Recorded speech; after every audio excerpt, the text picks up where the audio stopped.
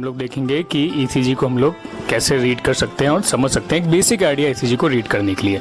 तो ईसीजी की फिल्म्स आपके पास जब भी आती है, ईसीजी की पट्टी आपके पास जब भी आती है, तो वो कुछ इस तरह की होती है। अगर आप देखेंगे तो इसके अंदर यहाँ पे नंबर लिखा होता है। ये देखिए यहाँ पे लिखा है 1 2 3, राइट।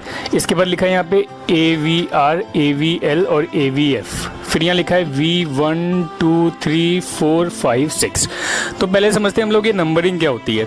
तो ये जो 1 2 3 नंबर होता है, ये बताता है कि ये जो लिड्स है, ईसीजी की लिड से ये रिकॉर्डिंग आती है, वो लिड हम लोगों ने पेशेंट के हाथों पे, और ये वाली लिड है वो उसके पाँव पे लगाई है। ये इनको A से ऑगमेंटेड होता है, तो मतलब ये ऑगमेंटेड लिड है, और ये जो है वो चेस्ट के ऊपर लगाते हैं, मतलब हार्ट के ऊपर। इन लिड का काम ये होता है कि जब हम लोग को एक्सिस का डेविएशन देखना होता है तो हम लोग उसमें यूज़ करते हैं, लेकिन मैं उसको यहाँ पे डिस्कस नहीं कर रहा हूँ क्योंकि वो बहुत ज़्यादा कॉम्प्लिकेटेड हो जाएगा और आप बेसिक अंडरस्टैंडिंग फिर नहीं ले पाएंगे। तो ईसीजी की फिल्म कुछ इस तरह की होती है आपके सामने। इसमें आपको देखना है लिड कौन सी है, 1 2 3, AVR, AVL, AVF और फिर V1 2 V6। इनकी पोजीशन बॉडी चेस्ट में कुछ इस तरह से होती है। यहाँ पे हम लोग V1 2 3 4 5 6 तरह से लिड्स लगाते हैं, फिर एक लिड हाथ पे लगाते हैं, एक इस हाथ पे लगाते हैं और एक पाँव पे लगाते हैं, राइट। तो इस तरह से हम लोग लिड की पोजीशन ईसीजी में करते हैं। अभी क्वेश्चन आता है कि ईसीजी का नॉर्मल वेव फॉर्म या नॉर्मल जो हम लोग ईसीजी की चार्ट होता है वो किस तरह का होता है। तो आप देखोगे तो ईसीजी का चार्ट कुछ इस तरह का होता है। तो इसके अंदर ये जो ईसीजी की ये इस तरह की एक सिंगल वेब आती है, एक वेव आती है, ये एक सिंगल वेब हो गई, फिर वापस से ये रिपीट हुई है, फिर वापस से रिपीट हुई। तो इस तरह से ये चलता रहता है, राइट। तो इसके अंदर अगर हम लोग देखेंगे तो आपको ये ध्यान रखना है कि इसको बोलते हैं हम लोग P वेव, इसको बोलते हैं Q, इसको बोलते हैं R, इसको S और इसको बोलते हैं T वेव। ये U वेव होती है, लेकिन इसको हम लोग डिस्कस नहीं करें क्योंकि ये ज़्यादातर इतना इसका इंटरप्रिटेशन जनरली कॉमन नहीं होता है। तो P Q R S T, फिर वापस से P Q R S T, फिर वापस से P Q R S T, P Q R S T। इस तरह से आपकी ईसीजी चलती है। अभी यहाँ पे आपको इम्पोर्टेंट, और ये होता कैसे, देखिए हार्ट के दो चैम्बर होते हैं, ऊपर की तरफ वेंट्रिकल होता है और नीचे की साइड में आर्टरिया होता है। तो हार्ट का जो ऊपर वाला चैम्बर जब ऐसे कॉन्ट्रैक्ट होता है, जब ऐसे होगा वो, तो उससे इलेक्ट्रिकल एक्टिविटी निकलेगी, तो वो ऐसे P वेव बनेगी।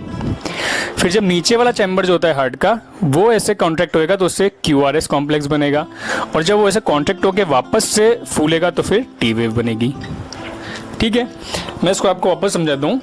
हार्ट का जो ऊपर का चैम्बर होता है, जिसको हम लोग एट्रियम बोलते हैं, वो कॉन्ट्रैक्ट होगा तो P वेव बनी। फिर नीचे वाला चैम्बर में ब्लड गया, वो कॉन्ट्रैक्ट हुआ तो QRS बना, और फिर वो नीचे वाला चैम्बर कॉन्ट्रैक्ट हो गया, रिलैक्स हुआ तो T वेव बनी। ये बेसिक है समझने के लिए। तो इस तरह से ये वेव्स बनती है। तो सपोज अगर यहाँ पे प्रॉब्लम है तो फिर प्रॉब्लम कहाँ पे होगी, ऊपर वाले चैम्बर में। मतलब अगर P वेव में प्रॉब्लम है तो इसका मतलब है कि हार्ट का जो ऊपर वाला चैम्बर है उसमें कुछ प्रॉब्लम है। ऐसे अगर QRS कॉम्प्लेक्स में प्रॉब्लम आएगी तो इसका मतलब हार्ट में जो वेंट्रिकल होते हैं नीचे वाले चैम्बर, उनके अंदर प्रॉब्लम है। T वेव में प्रॉब्लम आएगी, इसका मतलब नीचे वाले चैम्बर में ही प्रॉब्लम है, राइट। तो इस तरह से आप कौन सी लिड्स में प्रॉब्लम है वो देख के पता लगा सकते हैं।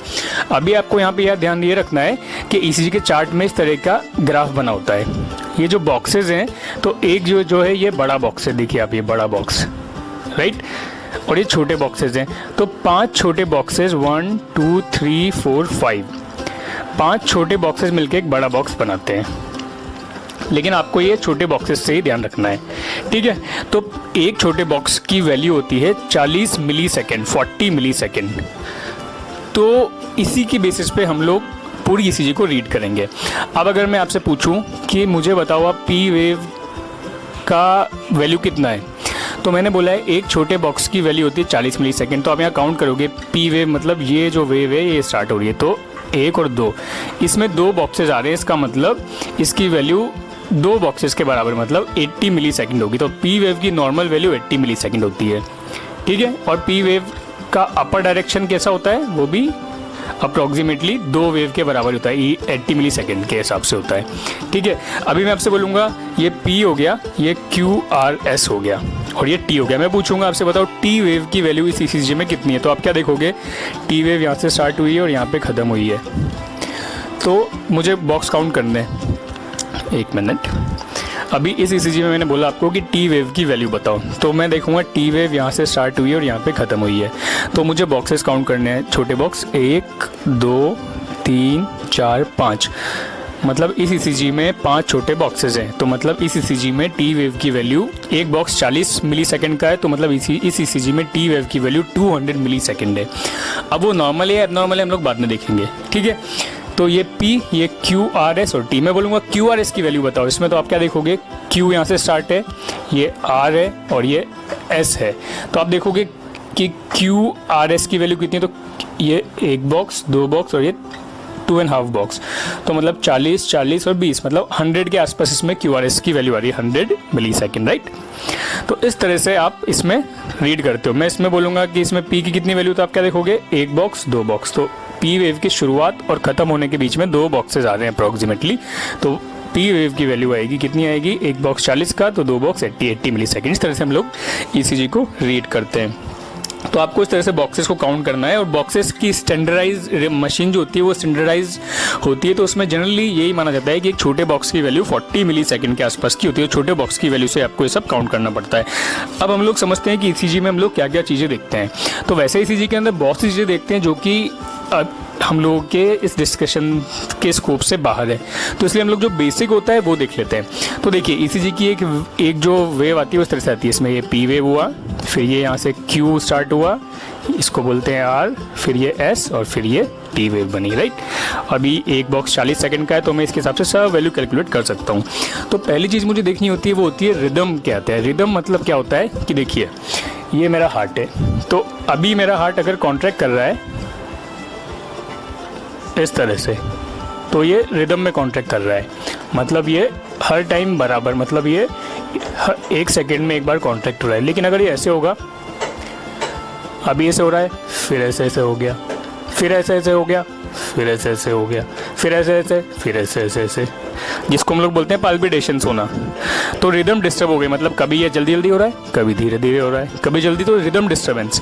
तो रिदम हम लोग को चेक करनी होती है कैसे, कि आपको देखना होता है कि जो P, Q, R, S, T का वेव फॉर्म है वो हर बार बराबर आ रहा है। या फिर दूसरा तरीका है कि आप R वेव को देखो, कोई सी भी 2 वेव्स को देख लो। तो मैं यहाँ पे आपको देख के बताता हूँ रिदम को कैसे देखते हैं।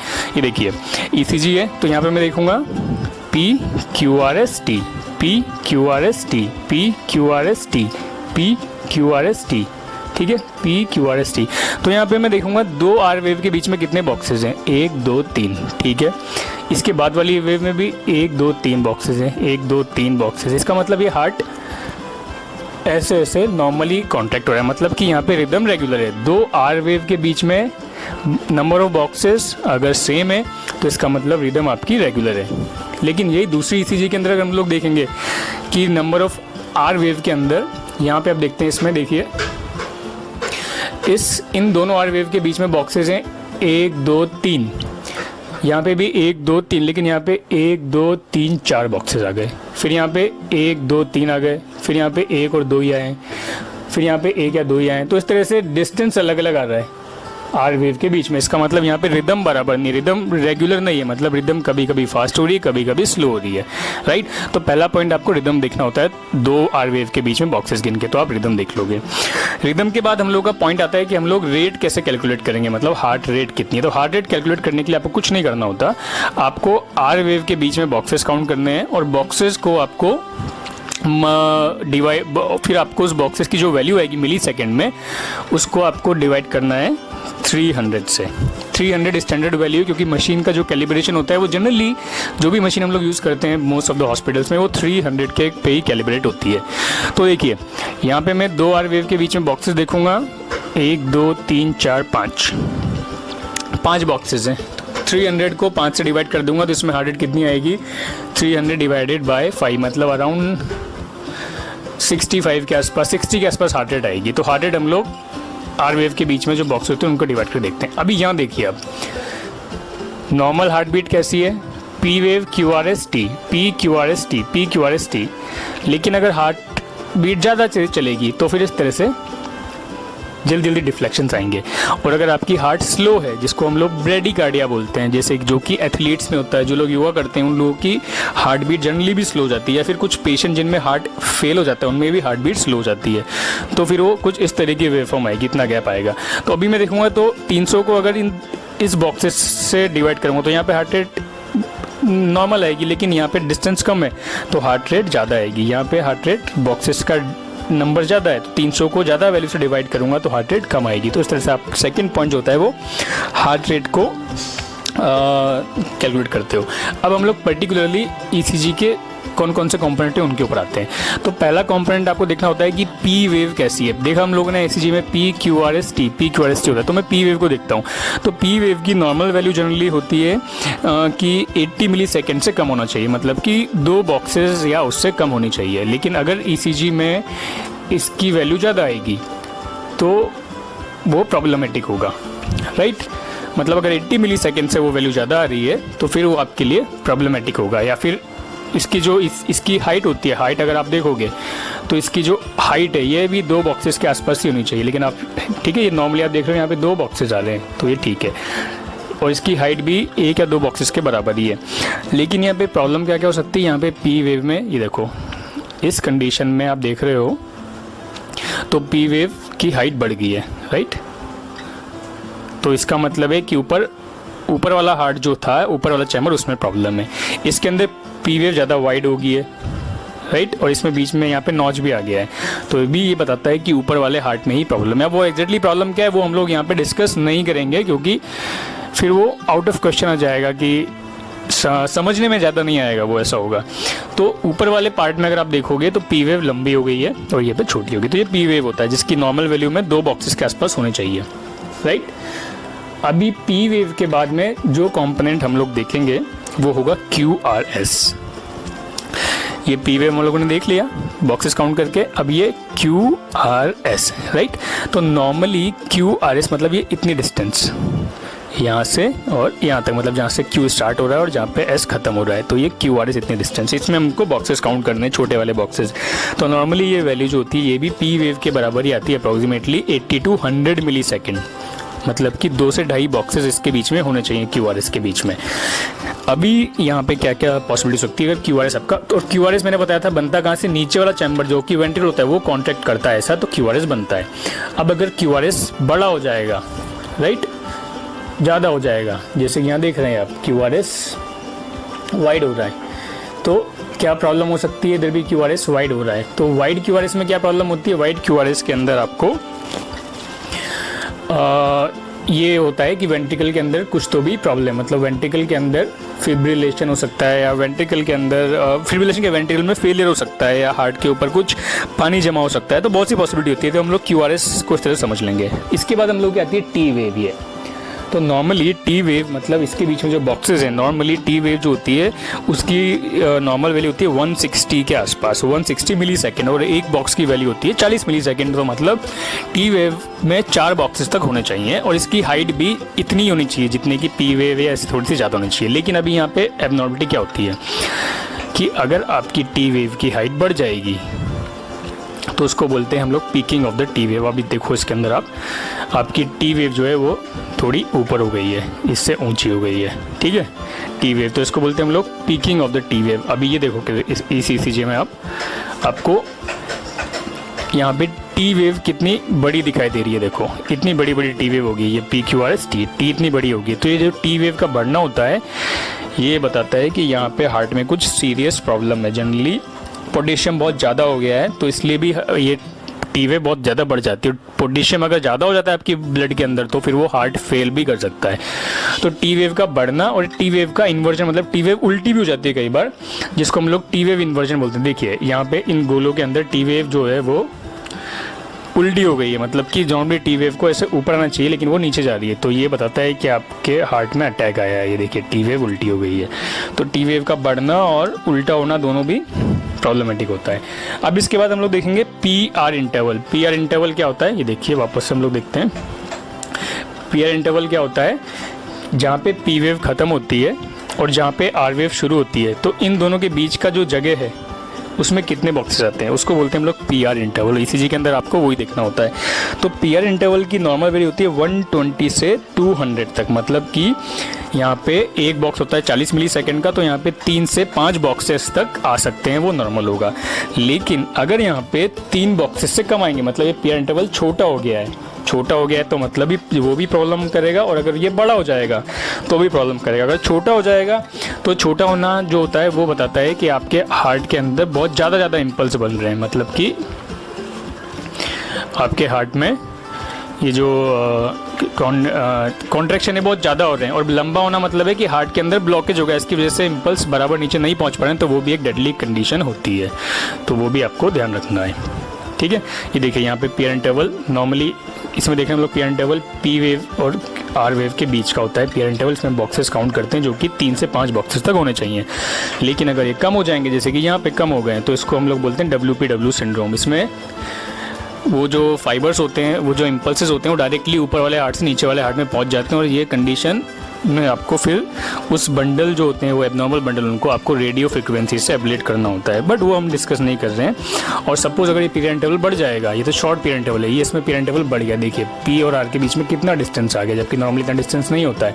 तो अगर इतना डिस्टेंस आएगा तो बताएगा कि आपका हार्ट जो है वो बराबर से काम नहीं कर रहा है, उसमें ब्लॉकेज हो गया है, जिसको हार्ट ब्लॉक बोलते हैं। यहाँ पे पी आर इंटरवल बढ़ गया है। ठीक है, इसके बाद हम लोग क्या देखते हैं, ST सेगमेंट। ST सेगमेंट मतलब ये P वेव, ये QRS और ये T वेव।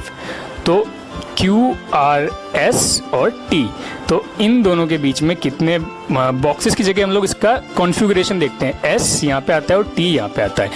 तो नॉर्मली देखिए ये ऐसा होता है, लेकिन अगर आपका ST बढ़ जाएगा, जिसको हम लोग बोलते हैं ST एलिवेशन, तो मतलब ये नॉर्मली फिर ये ऐसा आएगा। तो ST एलिवेशन आपको बताता है कि आपको हार्ट अटैक आया है। मोस्ट कॉमनली ये हार्ट अटैक को ही बताता है, राइट। नॉर्मली ये देखिए P Q R S and T, तो नॉर्मली S और T इस तरह का होता है, मतलब यहाँ पे फ्लैट होता है, राइट। लेकिन ये अगर बढ़ जाएगा या फिर ये नीचे की साइड जा जाएगा, इसको अगर ये ऊपर जाता है तो इसको बोलते हैं ST एलिवेशन, राइट। और अगर ये नीचे जाता है तो इसको बोलते हैं ST डिप्रेशन। तो ST डिप्रेशन और एलिवेशन दोनों ही हमको बताता है कि यहाँ पे कुछ प्रॉब्लम है। देखिए इस ECG में आपको दिख जाएगा कि नॉर्मली बेसलाइन ST एलिवेशन ऐसा है, ST सेगमेंट ऐसा है, नॉर्मल फ्लैट होता है। लेकिन ये जब अगर बढ़ जाता है तो को ST एलिवेशन बोलते हैं, और ये से नीचे जाता है तो इसको ST डिप्रेशन बोलते हैं। ठीक है, और दोनों ही कंडीशन जो होती है वो प्रॉब्लम वाली होती है। और इसके बाद लास्ट में हम लोग देखते हैं QT इंटरवल क्या होता है। ठीक है, तो QT इंटरवल मतलब ये P वेव, ये QRST। तो इससे पहले हम लोग ने S और T देखा था, हम देख रहे हैं Q और T इंटरवल। तो नॉर्मल QT इंटरवल होता है 440 तक, मतलब कि यहाँ पे अराउंड 10 बॉक्सेस के आसपास हो सकते हैं Q और T के बीच में। तो 1 2 3 4 5 6 7 8 9 10 के आसपास है बॉक्सेस, आप काउंट करें तो 10 बॉक्सेस के आसपास मिल जाएंगे। तो अगर 10 बॉक्सेस आपको मिल रहे हैं तो इसका मतलब आपका QT इंटरवल